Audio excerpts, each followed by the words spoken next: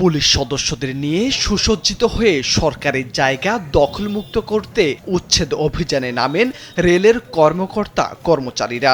উচ্ছেদ শুরু হলে জেলা আওয়ামী লীগের নেতাকর্মীদের তোপের মুখে পড়েন তারা। জানা গেছে, রেলওয়ের জায়গায় ব্যবসায়ী ও আওয়ামী লীগ নেতা শরীফ মোহাম্মদ আতাউল্লাহ রেলওয়ের কোটি টাকা মূল্যের 1000 বর্গফুট জায়গা দখল করে আধা পাকা স্থাপনা নির্মাণ করেন।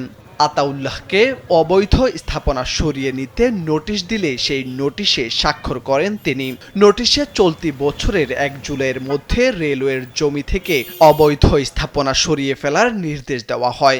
1 মিনিটে নগদ ইসলামিক অ্যাকাউন্ট খুলতে ডায়াল করুন *167#। কিন্তু স্বাক্ষর করেও নিজের ও দলের ক্ষমতা দেখিয়ে সেই স্থাপনা সরিয়ে নেননি তিনি।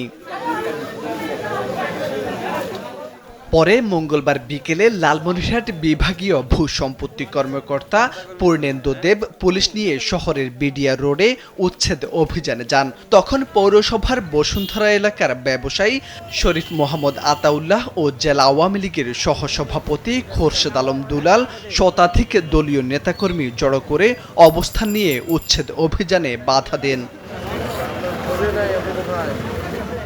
এক পর্যায়ে অনুষ্ঠিত হয় সমঝোতা বৈঠক। ওই বৈঠকে জেলা আওয়ামী লীগের সহসভাপতি খোরশেদ আলম দুলাল তাদের এক নেতাকে ফোন দিয়ে ধরিয়ে দেন ওই কর্মকর্তাকে। অবশেষে সেই নেতার ফোন পেয়ে সবকিছু গুটিয়ে ফিরে যান রেলওয়ের ওই কর্মকর্তা।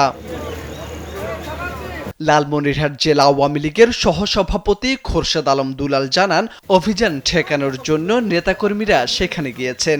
আর অভিযুক্ত শরীফ মোহাম্মদ আতাউল্লাহ জানান তার কাগজপত্র ঠিকঠাক আছে।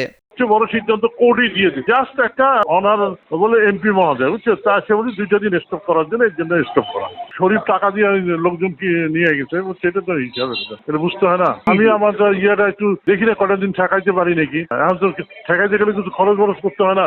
আমার দোকান মাস্টার পানভক্ত দোকান, সবকিছু ঠিক আছে, খাজনা আমার নিচ্ছে। আদালতে বলা কিছু না, আদালতে মামলা চলতেছে।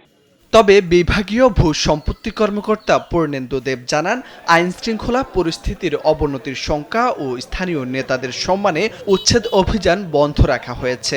স্বেচ্ছায় না ছাড়লে ফের অভিযান চালানো হবে।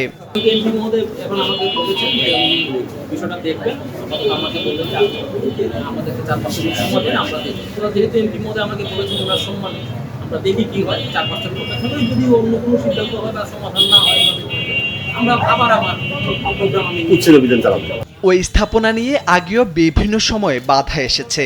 অন্তত 2 বছর আদালতে মামলা চলার পর সম্প্রতি মামলা খারিজ করে দেন উচ্চ আদালত। তবে সরকারি কাজে দলীয় নেতাদের বাধাকে আইন অবমাননা বলে মনে করেন অনেকেই।